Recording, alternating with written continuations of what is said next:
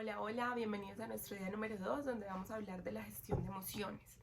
Antes de empezar a mostrarles un poquitico cuáles son las estrategias que podemos utilizar para gestionarlas, les voy a contar un poquito, voy a hacer un preámbulo en donde vamos a conocer por qué en tantas ocasiones, si no es que siempre, se nos dificulta aprender a gestionar estas emociones o aprender a reaccionar ante ciertas situaciones. De entrada tenemos que entender que somos seres emocionales y que las emociones hacen parte de nosotros y eso es en parte lo que nos define. Yo con las emociones no puedo hacer como con la ropa que me la quito y la guardo, sino que las emociones van conmigo a todas partes y hacen parte de mí. Por eso, reaccionar se hace tan importante, aprender a manejarlas se hace tan importante. Pero ¿qué pasa? Cuando nosotros estábamos pequeños, en gran medida nos cohibieron de mostrar esas cosas. ¿Por qué? Porque antes no era tan de moda, digámoslo de moda, porque pues no digamos que es la palabra precisa, pero antes no estaba tan de moda el tema del manejo de las emociones y de hacernos conscientes de que somos seres emocionales, sino que antes las palabras eran no llores, los hombres no lloran, todo está bien, párate que no te pasó nada. Y cuando entramos al ámbito laboral nos decían los problemas se dejan en casa, al trabajo no se traen. Y nada de esto es cierto.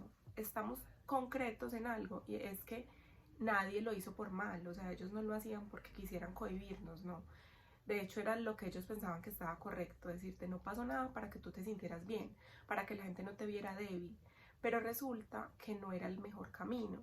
¿Por qué? Porque lo que estaban haciendo era empezar a hacer como una bomba de tiempo o como una bolita de nieve que va creciendo y que la bomba de tiempo va mermando el tiempo, va mermando el tiempo, hasta que llega un punto en que inevitablemente tiene que detonar con lo que sea, con ciertas reacciones, con ciertas situaciones. Entonces, tú en el paso de tu vida te das cuenta que hay una situación específica o hay un tema específico que te hace detonar y te hace explotar de una manera que no es correcta.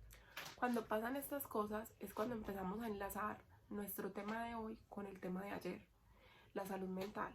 Es cuando nos damos cuenta que no necesariamente la salud mental tiene que ver con enfermedades graves, con ansiedad, con depresión, no. Digamos que estos son detonantes que pueden iniciar una de esas, pero no necesariamente tiene que pasar. A veces uno ve cosas pequeñitas que cree que son pequeñitas, pero que en realidad están limitando muchas cosas en uno. Por ejemplo, el miedo.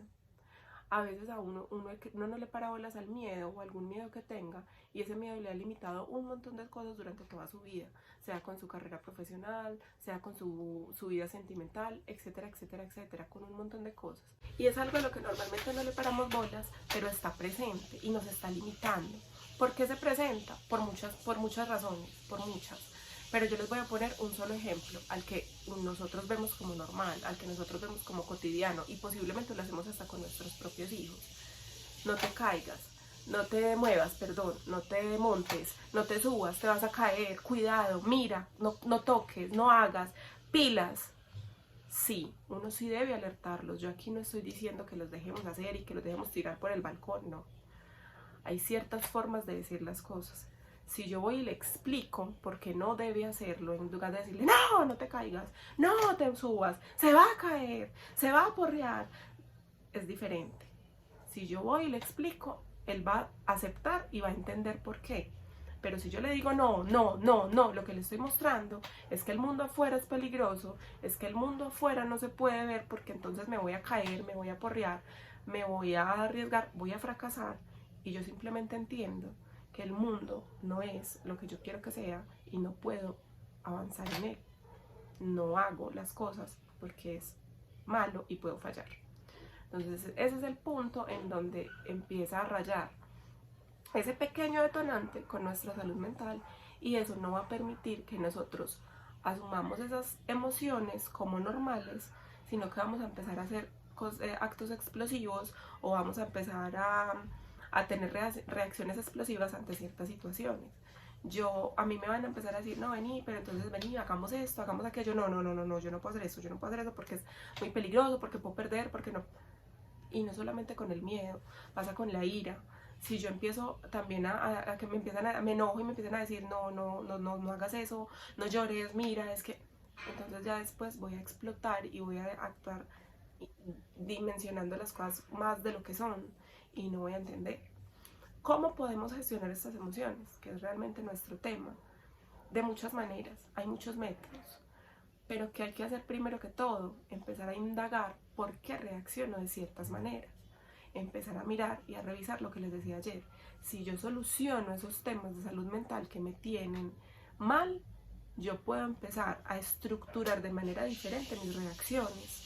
Entonces, yo empiezo a solucionar, sea que tenga que buscar ayuda o sea que lo haga por mis propios medios, cada cosa que me está atormentando o que me está permitiendo reaccionar de manera mala, y la empiezo a cambiar y la empiezo a transformar, voy a empezar a entender cómo manejo mis emociones y voy a empezar a darme cuenta de la cosa más importante de todo esto que les estoy diciendo, y es que mis emociones son mías y yo soy la dueña de mis emociones, las manejo yo y yo soy quien les digo cómo actuar, no ellas a mí. Ellas no me mandan, yo las mando a ellas. Ese es el punto que tenemos que entender y que tenemos que tener claro para saber cómo reaccionar. No se trata de que si alguien se me muere o de que si alguien se me va yo no pueda llorar, no, yo sí puedo llorar y puedo hacer mi duelo, pero puedo hacer mi duelo sano y no me tengo que quedar con ese dolor el resto de mi vida, a pesar de que la pérdida va a estar el resto de mi vida y que la ausencia va a estar y yo puedo sentir esa ausencia, pero no puedo echarme a morir porque yo sigo acá. Porque yo no tengo que reaccionar mal y responder con fuerza o con agresiones a una persona que me dice algo, porque yo no soy capaz de manejar esa ira. No, yo sí puedo sentir la ira y yo sí puedo sentir enojo, pero tengo que aprender a reaccionar sobre ese enojo. Lo mismo con la felicidad, lo mismo con todas las emociones. No es un tema de una sola emoción. Entonces, lo primero para reaccionar, para aprender a gestionar nuestras emociones es entender por qué está pasando las cosas. Yo no puedo tapar el sol con una mano. Yo entiendo por qué me pasa, yo entiendo por qué reacciono como reacciono y aprendo a reaccionar de una manera diferente. O me educo o reeduco mi cerebro para que reaccione de una manera diferente. Y de ahí para allá, eso lo hago con ciertas técnicas. Hay muchas, pues realmente hay muchas, yo les voy a hablar de pocas, yo les voy a hablar de la meditación. La meditación básicamente consiste en hacer ejercicios de respiración. Si yo me hago consciente de mi respiración y empiezo a hacer ejercicios de respiración para relajarme, yo entiendo cómo funciona y empiezo a hacer que mi cuerpo sea menos pesado y empiezo a hacer que las cosas sean más conscientes para mí.